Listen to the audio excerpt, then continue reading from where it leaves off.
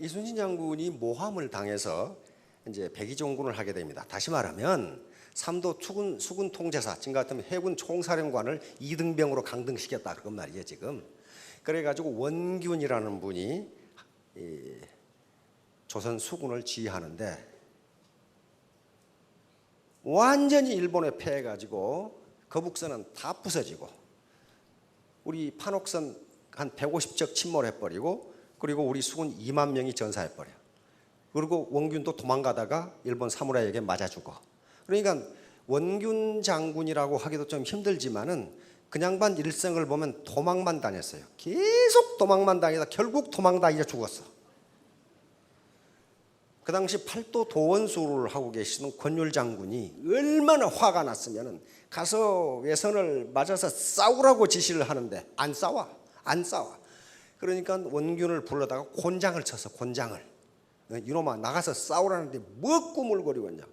나가서 싸우다가 죽은 게 아니라 도망가다가 다 부서져 버렸어요. 도망가다가. 그래가지고 판옥선 12척이 남았어요. 판옥선. 그러니까 거북선은 다 침몰해버리고 판자로 만든 배 판옥선 12척이 남았다고. 그러게 되니까 그 당시 임금님이시던 선조, 우리의 참 조상 임금님이시지만은 나는 그 영감탱이 그렇게 부르거든요. 이순신을 그때나 놔줘. 지금 수군 수만 명이 다 전사해버리고 몇 명 남았냐? 120명. 120명 남았어. 120명. 그리고 배 12척, 판옥선 12척, 거북선은 한 척도 없고. 그때야 이순신을 다시 수군 통제사로 임명을 합니다.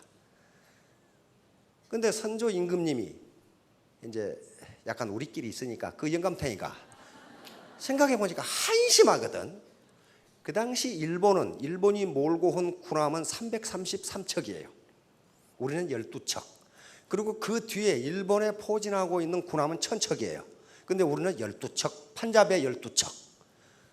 아무리 이 무능한 영감탱이라도 1000척하고 12척하고는 상대가 안 된다는 그 계산을 했지. 그렇죠? 그래가지고 그 수군 해체해가지고 권율 장군 밑으로 들어가라. 그렇게 밀지를 내렸어요. 그러니까 오늘날 같으면 뭐예요? 해군을 없애버려라. 그 말이에요. 그러니까 이순신 장군이 선조 임금께 장계를 올립니다. 보고서를 올려요. 그 장계 중에 이런 말이 있어요.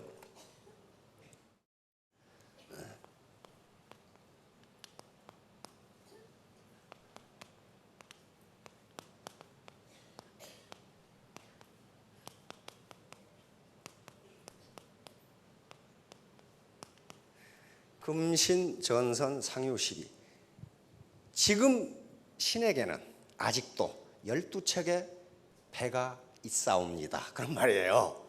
아직도 신에게는 군함 12척이 있사옵니다.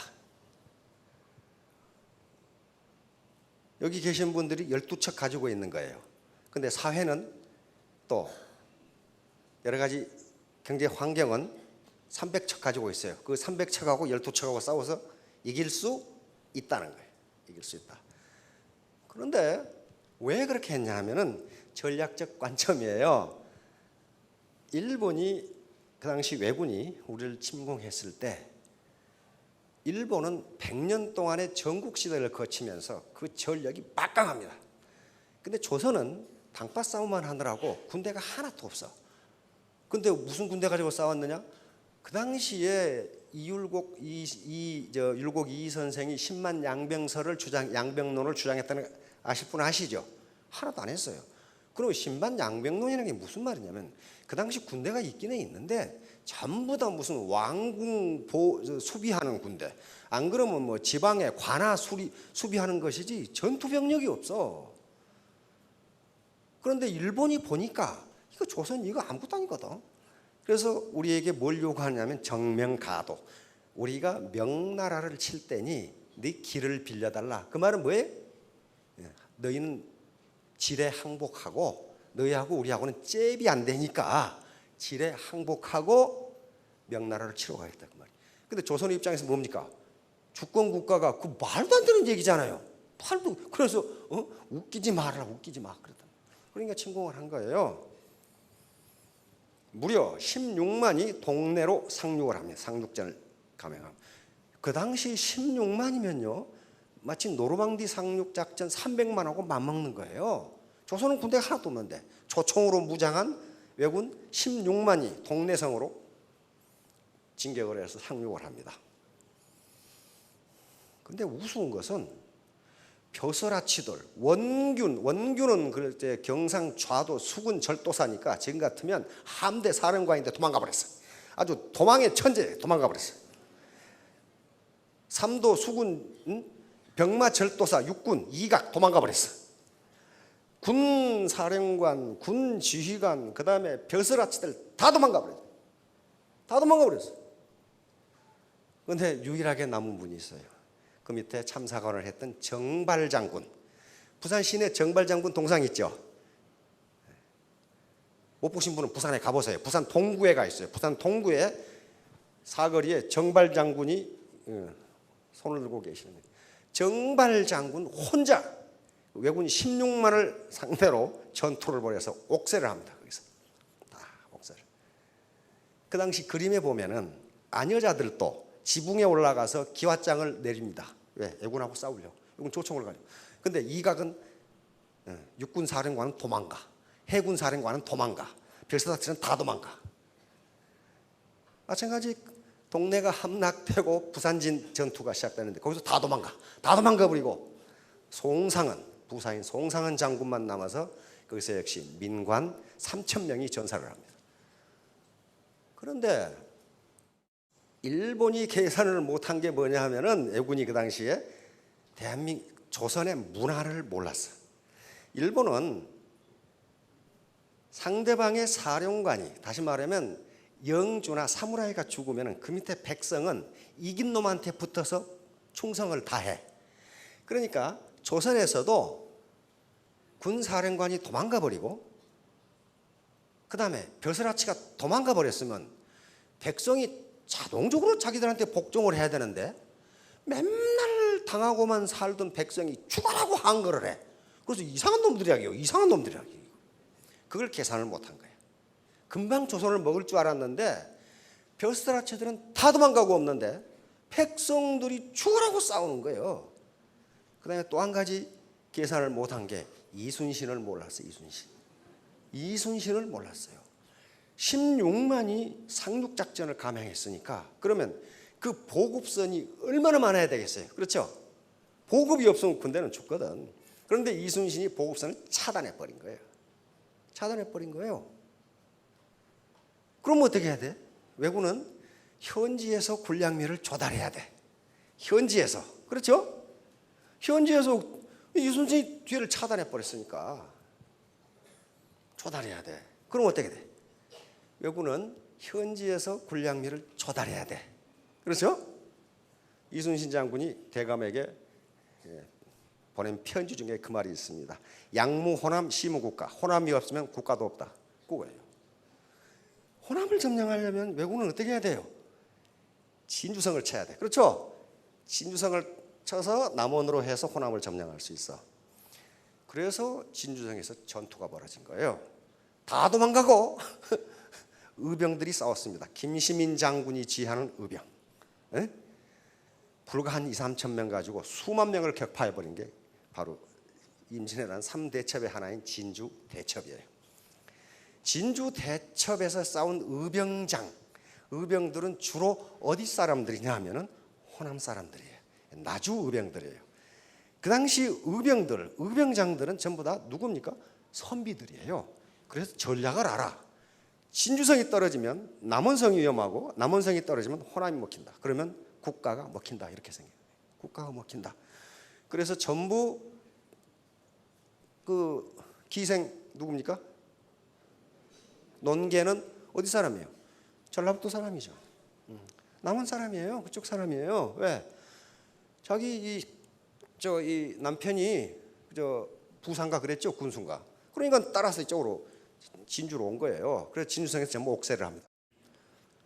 자, 그러니까 그 진주 대첩이에요. 다음에 또 일본군이 더 많은 12만을 가지고 공격을 해서 나중에 함락이 되죠. 정유재란 때. 그리고 남원성이 함락이 돼요. 남원성에 가보면 많은 의총이 있죠. 그래서 남원 그 은민들이 그다음에 군민들이 옥새를 하면서 막아냅니다. 하여간에 그래놓고 이순신이 가보니까 12척밖에 없어. 다 때려 부서지고 12척밖에 없어.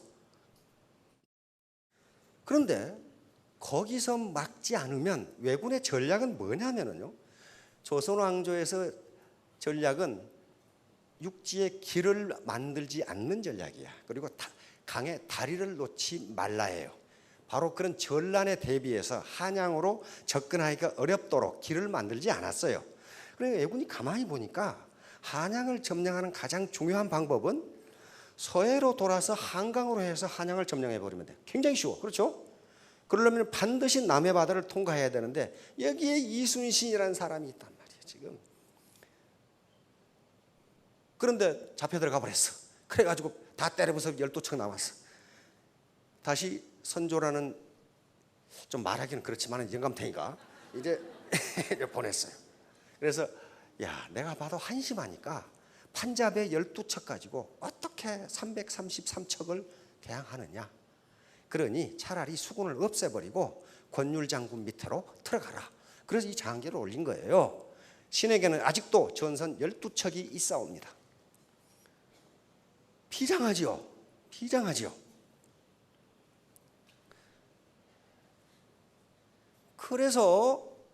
그래서 바로 명량해전이 있기 전에 거기서 왜군을 막지 않으면, 이게 뚫리면은 서해바다로 해서 한강으로 들어가 버리면 서울이 금방 함락이 돼 버려요. 그러면 나라가 망해버려.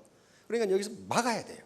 막아야 돼. 어떻게 해서든지 막아야 돼.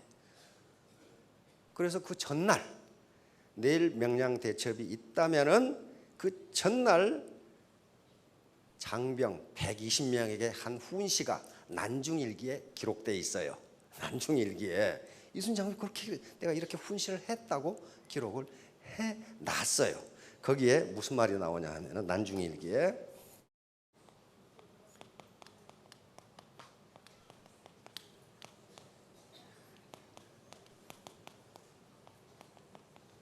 이런 말이 나와요. 필사즉생, 필생즉사. 죽기 살기로 싸우면 살고 요행이 살려고 하면 죽는다. 이 말이에요. 이 말은 이순신 장군이 하신 말씀이 아니고 병법에 이르기를 이렇게 돼 있어요. 그러니까 이순신 장군은 중국의 옛날 병법을 다 보신 거예요. 병법에 이르기를 이렇게 돼 있다.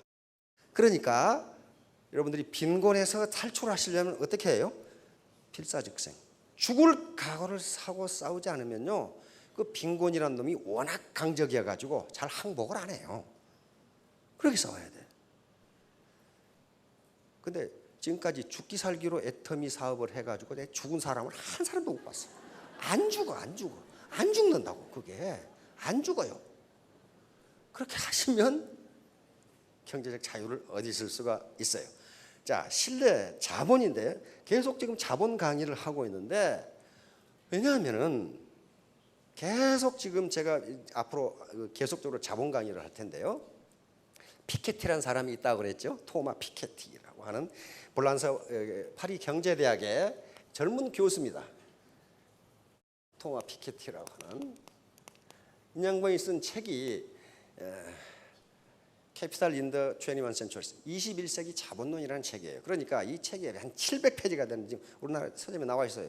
영어로 된 건데 원래 불어로 된 걸 영어로 번역해서 우리나라에 있어요.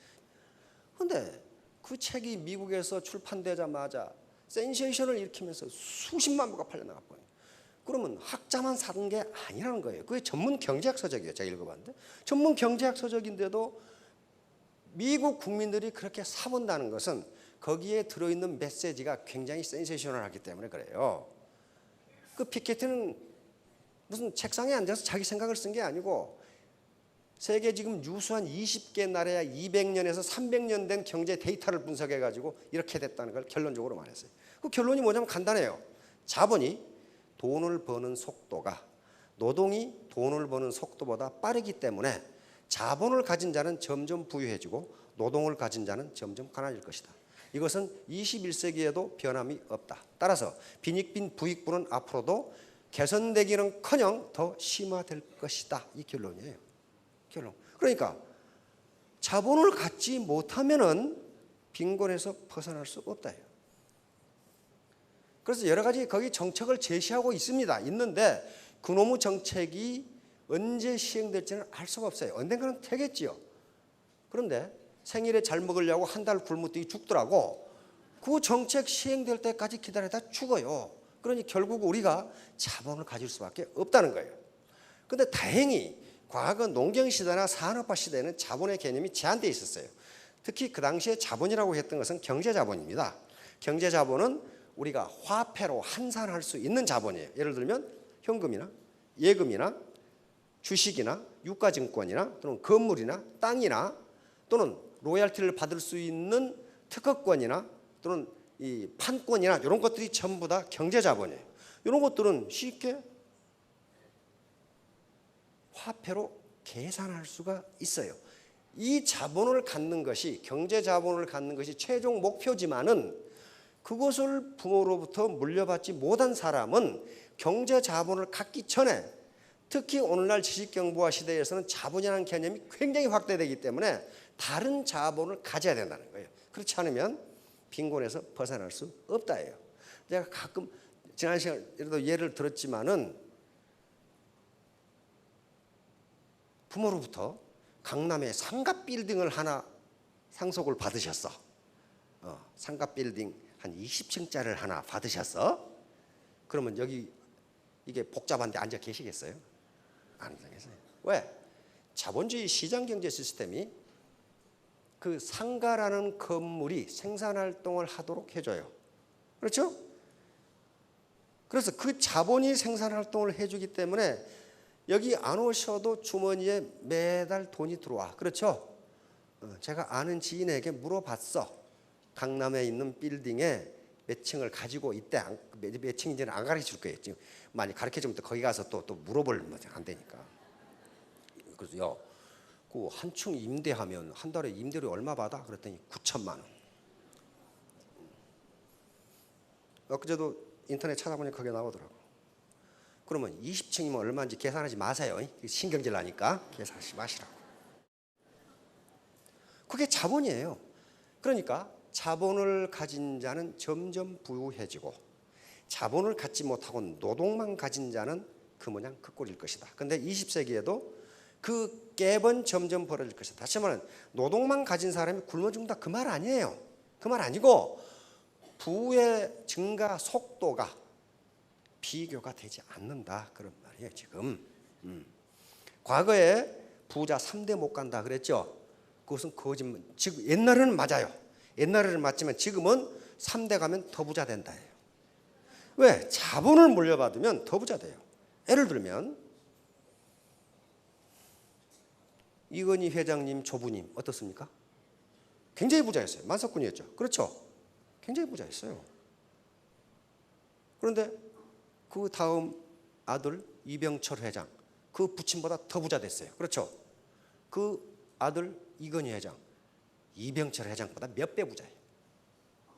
3대 가면 망하는 게 아니고 자본을 물려받으면 더 부가 늘어나요.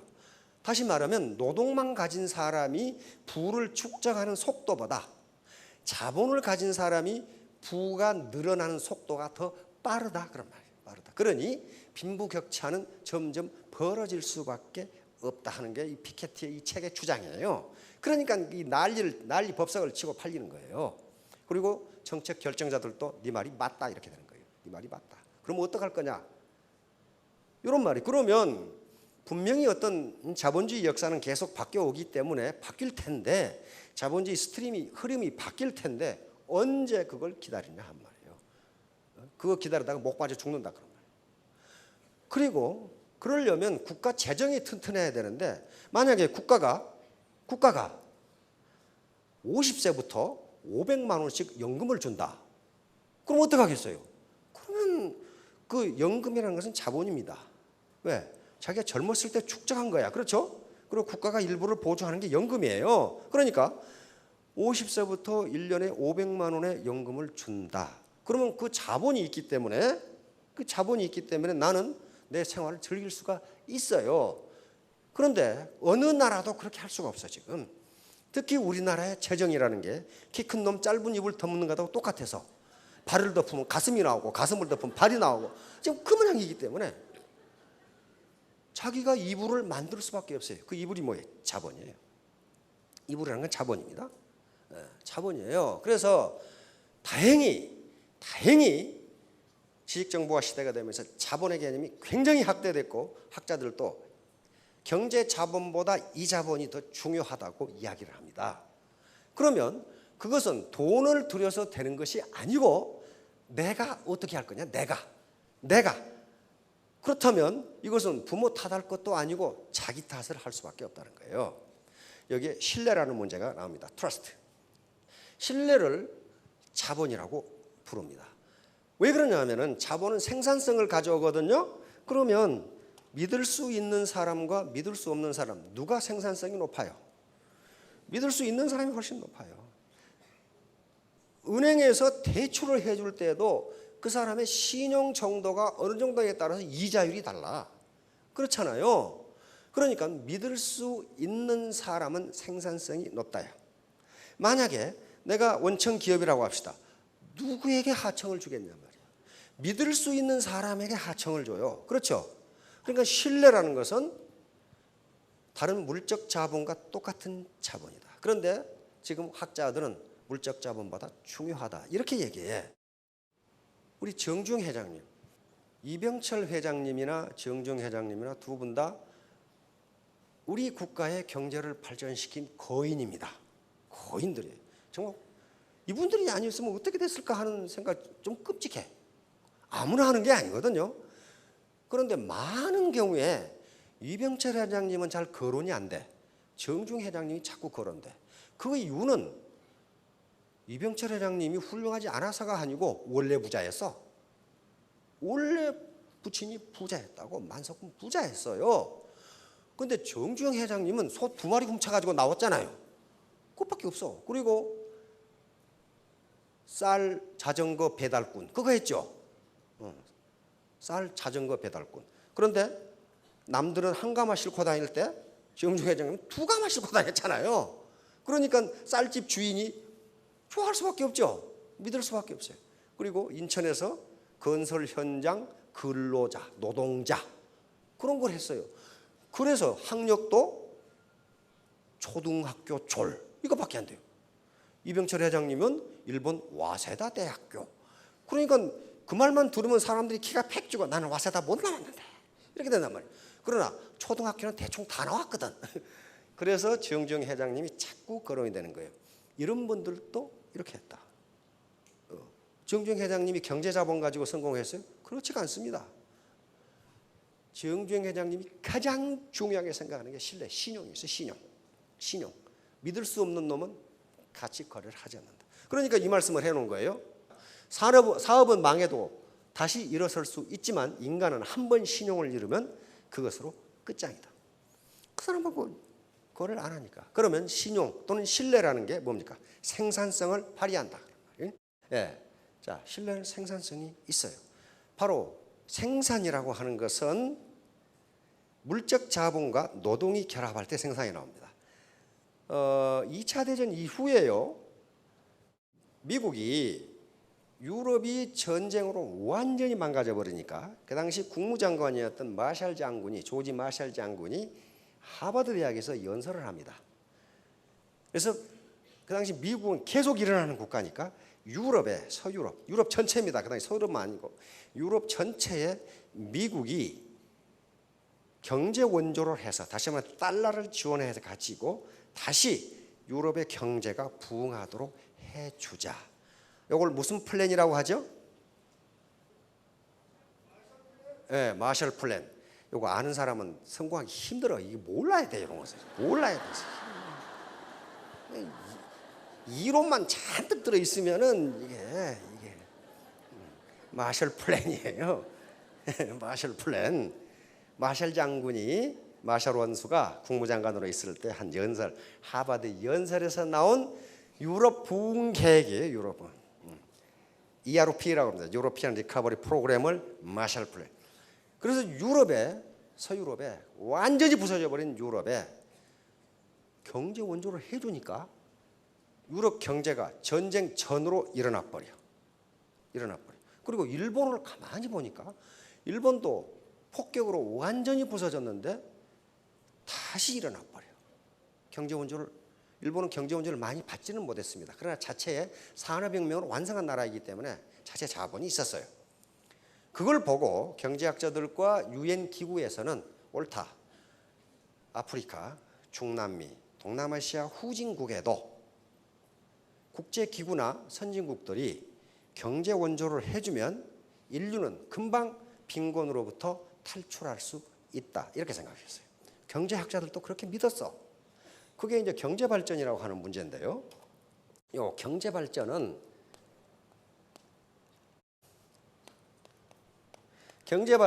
선진국이나 국제기구가 원조만 해주면 금방 일어날 수 있다.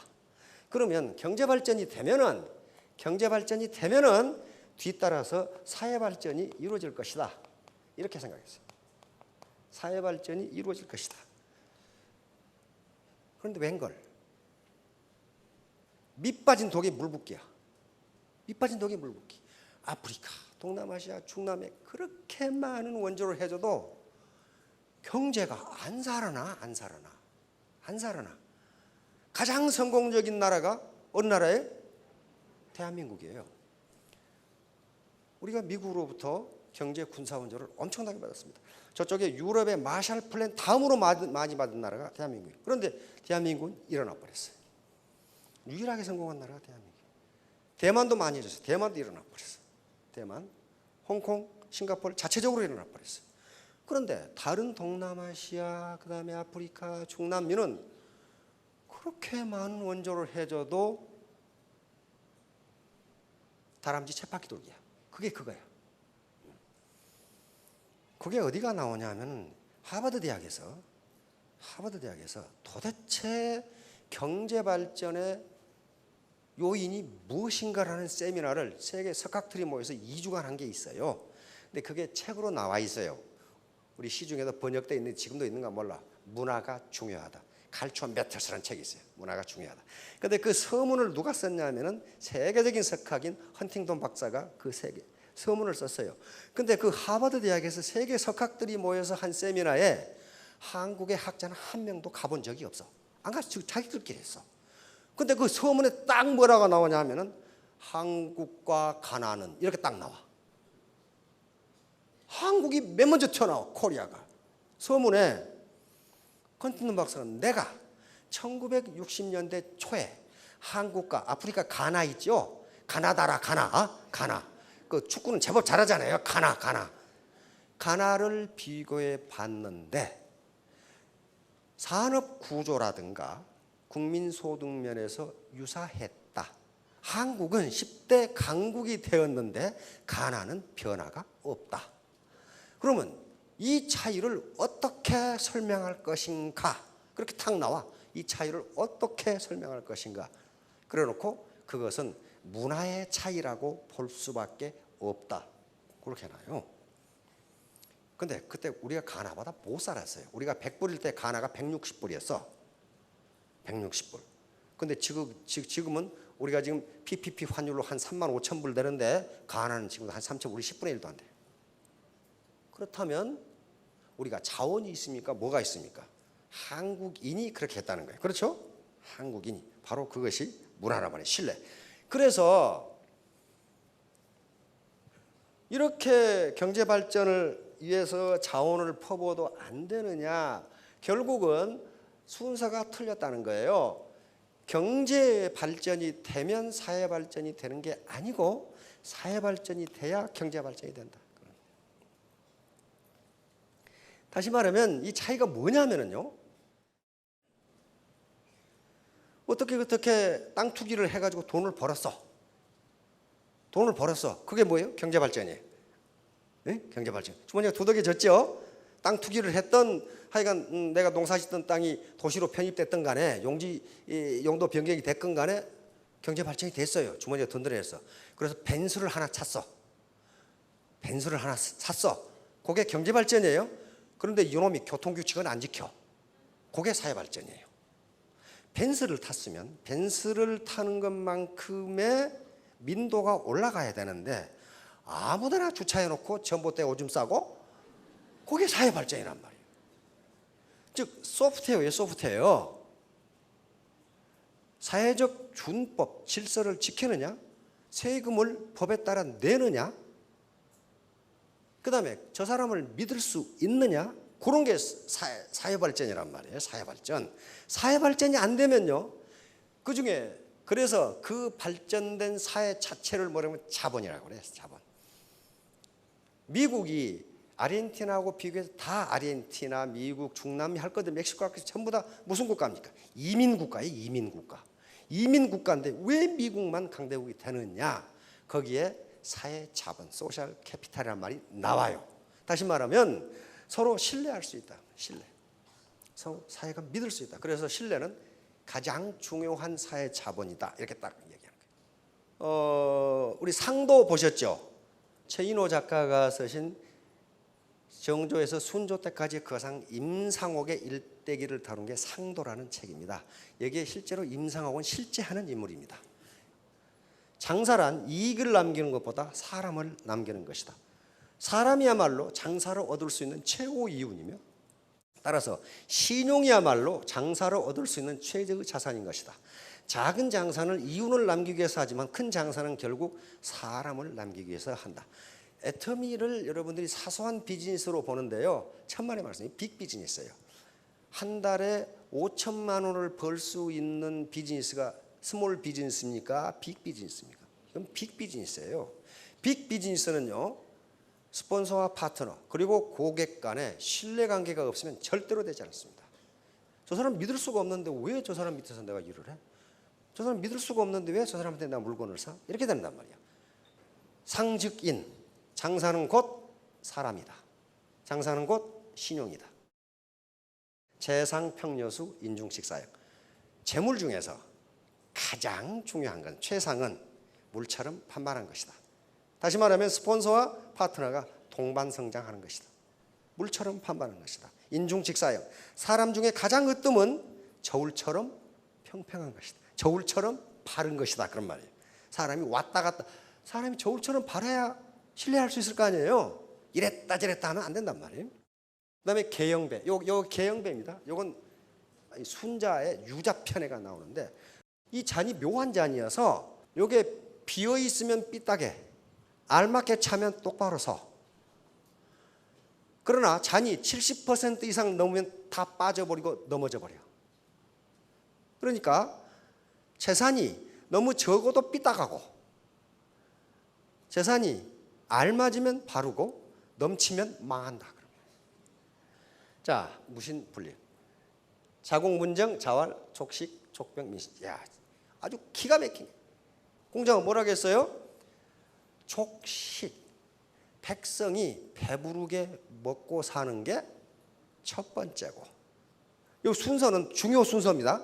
백성이 배부르게 먹고 사는 게 경제적으로 어려움이 없는 게 정치의 첫 번째고, 두 번째는 족평, 군대가 강해야 되고. 왜 군대가 강해야 된다고 공자는 생각했느냐? 맨날 전쟁만 하니까.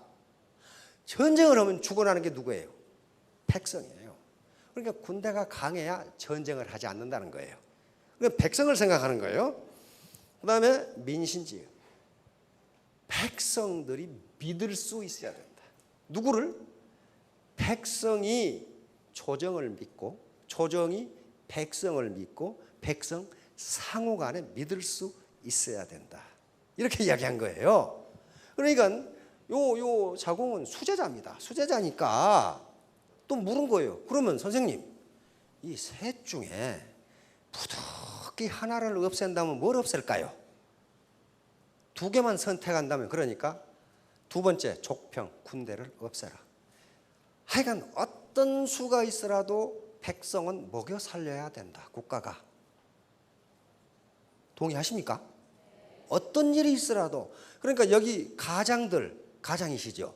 어떤 일이 있더라도 내 처자식은 먹여 살리겠다. 이게 가정에 각오해야 돼. 우리 마누라가 거기서 돈 좀 안 벌어오나? 그건 뒤지게 두드려 맞아야 돼. 안 된단 말이야. 자궁이 또 물어. 그러면 둘 중에 하나를 없앤다면 뭘 없앨까요? 그러니까 공자가 기발한 대답을 합니다. 식량을 없애라. 먹는 것을 없애라. 그러면서 설명을 합니다. 왜 그러느냐? 식량이나 군대가 중요하지 않아서가 아니고 민신, 요게 서로 믿지 못하면 식량도 안 되고 군대도 안 된다. 서로 믿지 못하는 게 뭐예요? 벼슬아치들이 죽으라고 뜯어먹어. 아주 뜯어먹어 그냥.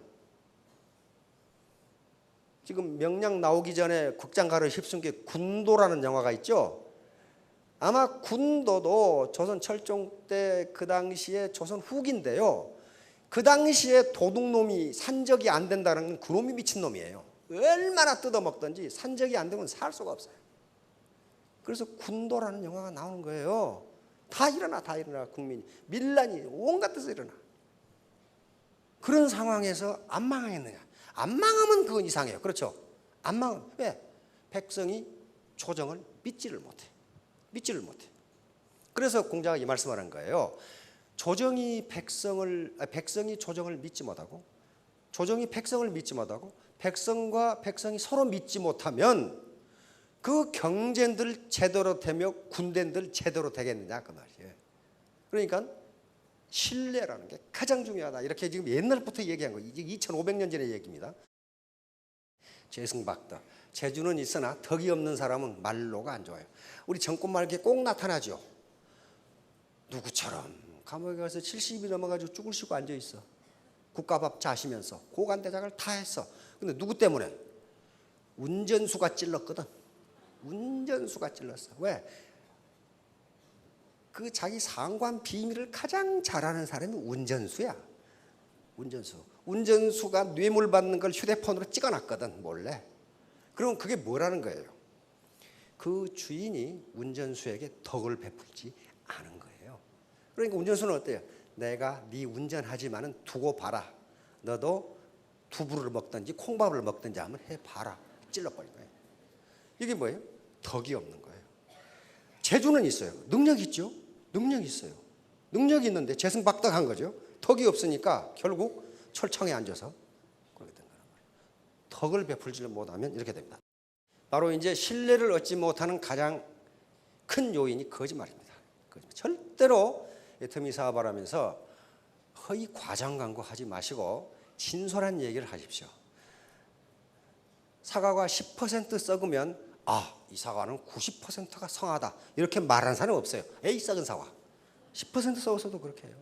어떤 사람이 10% 거짓말을 하고 90% 참말을 하면은 90% 믿고 10% 안 믿는 게 아니라 100% 안 믿어요. 거짓말. 그러니까 전혀 거짓말을 해서는 안 돼요. 신뢰는 참, 이 사람이야. 신뢰는 가장 중요한 사회자입니다. 가장 중요한 거랬어요. 신뢰가 없으면 아무것도 되지 않는다.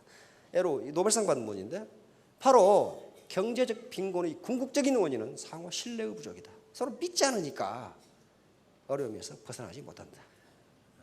부패한 국가는 신뢰 수준이 전부는 세계 각국의 부패 수준이 나와 있는데 세계에서 가장 부패한 나라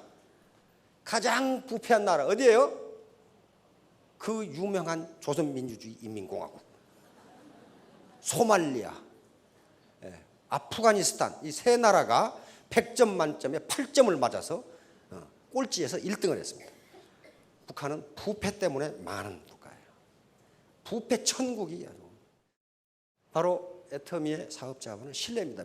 안 그래도 네트워크 마케팅에 대한 국민적 인식이 별로 좋지 않은데 거기다가 허위 과장 광고 또 쓸데없는 묘수를 부리면 누가 믿냐 말이에요.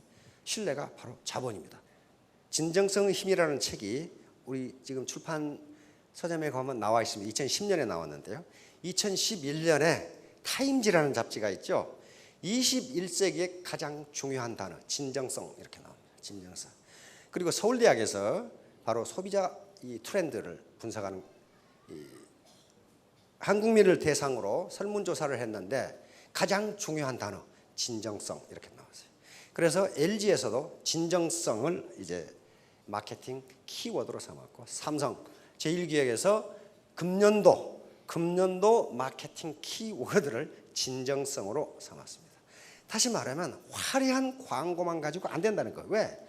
SNS라는 것이 있어서 광고에서는 이렇게 얘기했는데 실제가 아니면 SNS를 통해서 야야 그거 믿지 마, 그거 엉터리야 이렇게 하면 퍼져나가요.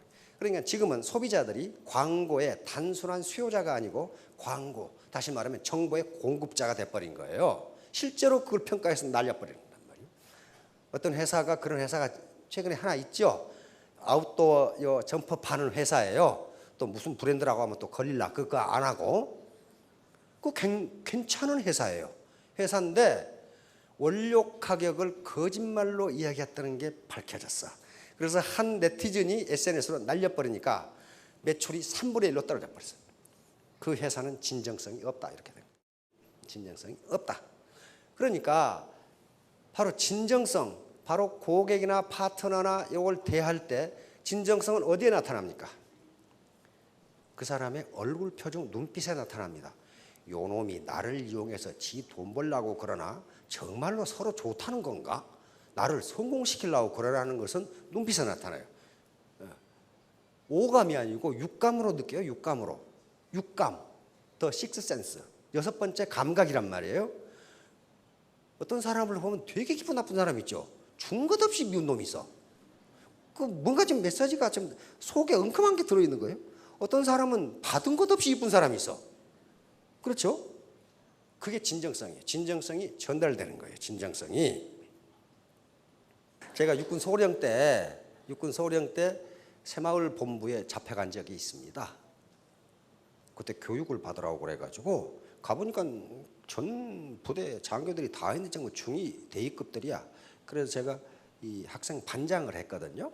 한 10일간 거기 새마을 교육을 받았는데, 그 당시에 새마을 원장이 그 각하의 친동생이었어요. 마당발 있죠. 유구도로 이만큼 해가지고 맨날 축구만 하고 돌아다니고. 그러니까 전국에 난다 긴다 하는 강사들을 다 불러와. 와, 근데 그 중에 강사 하나가, 세상에 나는 그렇게 말을 잘하는 사람을 그 전에도 못 봤고 그 이후도 못 봤어. 얼마나 말을 잘하는지. 근데 난 그분의 강의를 3번 들었거든. 육사에서 1번 들었고, 장교 있을 때 1번 들었고, 거기서 1번 들었고, 삼사관학교에서 3번 들었어요. 3번 들었는데 들을 때마다 사기꾼이라는 생각이 들어. 말을, 사람을 울렸다 웃겼다 들었다 놨다 그냥 그렇게 해. 하는데 다 듣고 나면은 사기꾼 새끼 이렇게 된단 말이에요. 근데 내가 학생장이라요. 학생장이니까 장교들한테 그 강의 소감을 받아야 될 거 아니에요. 그 강의 소감을 싹 물어보니까 결론이 뭐냐 하면 사기꾼. 말을 그렇게 잘하는데 뭐가 없어요? 그 사람은 진정성이 없어. 다시 말하면 자기가 새마을 운동을 해본 것도 아니고 계속 지금까지 양지에서만 살았기 때문에 음지에 사는 사람들의 이해를 못해. 화려한 미사역으로 강의는 잘하는데 이심전심으로 그 사람의 진정성이 전달이 안 돼요. 그러니까 장교들이 결론이 그렇게 좋은 강의를 듣고서 결론 사기꾼 이렇게 딱 나온다. 근데 그 다음에 올라온 분들이 진짜 새마을 운동을 한 분들이에요. 시커먼 아줌마 아저씨들이 그래도 차려입고 온 게 잠바 입고 운동화 신고 지금까지 고무신 신다가 장화 신다가 그렇게 봐서 가방끈도 잡고 그러니까 말도 어눌하고 단어 선택도 엉망이고 그러는데 실제로 자기들이 그 어려운 환경 속에서 가난을 극복하고 마을을 부자로 만든 사람들이에요. 그러니까 그 언변이라든가 단어의 선택이 문제가 아니고 뭔가 지금 전달하려고 하는 진정성이 느껴져. 그러니까 장교들한테 물으니까 감동적이었다 그런단 말이에요. 감동적이었다. 그게 진정성이에요. 말을 유창하게 잘한다고 사기꾼 치고 말 못하는 놈이 없어. 그렇죠? 그게 진정성이 전달이 안 돼요. 자, 그래서 신뢰를 얻는 가장 중요한 여러 가지 요소, 12가지 요소를 해놨는데요. 그중에 가장 중요한 게 진정성이에요. 진정성은 더 식스센스, 제 육감으로 전달이 됩니다. 아, 저 사람이 정말 나를 위해서 그러는구나. 자, 3년 뒤, 5년 뒤에 전부 3,000댁, 5,000댁이 되시기 바랍니다. 예, 감사합니다.